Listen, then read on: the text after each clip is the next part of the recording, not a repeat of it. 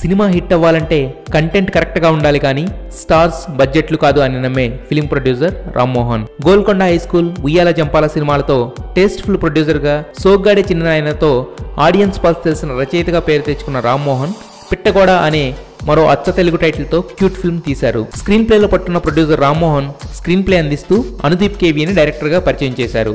ఈ సినిమా కథ చాలా సింపుల్ అండ్ నార్మల్. ట్విస్టులు కానీ భయంకరమైన ఫ్లాష్ బ్యాక్లు కానీ ఉండవు.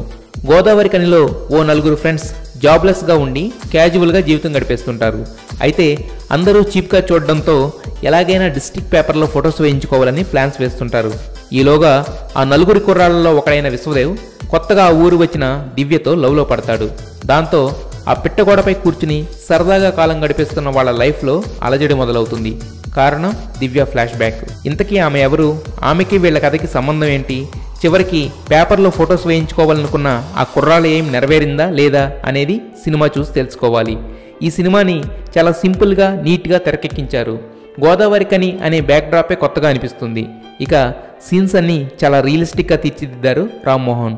ఆ సీన్స్కి చాలా క్యాజువల్ అండ్ ఫన్ టచ్ డైలాగ్స్తో ఫుల్ఫిల్మెంట్ ఇచ్చిన కొత్త డైరెక్టర్ అనుదీప్ సినిమాని కూడా చాలా రియలిస్టిక్గా తీర్చిదిద్దాడు.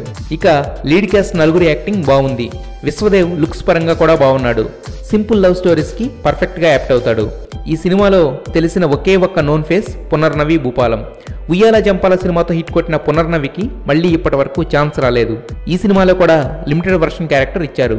కనిపించినంతసేపు క్యూట్ లుక్స్తో, డీసెంట్ పెర్ఫార్మెన్స్తో ఆకట్టుకుంది. ఇక మిగతా వాళ్ళంతా కొత్త వాళ్ళు అవ్వడంతో వాళ్ళ న్యాచురాలిటీని క్యాప్చర్ చేసి స్క్రీన్పై ప్రజెంట్ చేయడంతో ఫ్రెష్ ఫీలింగ్ వచ్చింది. వాన, ప్రాణం సినిమాలతో మ్యూజికల్ హిట్స్ డెలివర్ చేసి బ్రేక్ కోసం ఎదురు చూస్తున్న కమలాకర్ ఈ సినిమాకి స్టన్నింగ్ మ్యూజిక్ ఇచ్చాడు.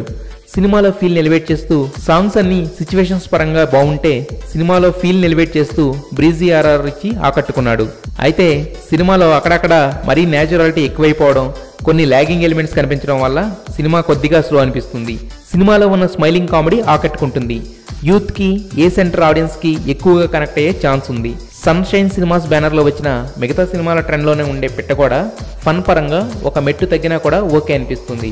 ఈ వీకెండ్లో పిట్టగోడ మీ మూవీ చాయిస్ అయితే థియేటర్స్కి వెళ్ళి చూసి ఎంజాయ్ చేయండి. Kill piracy, save cinema.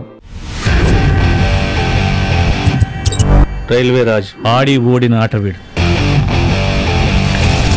ముసలకి నీళ్ళల్లో బలం, వీళ్ళకి అడవిలో బలం.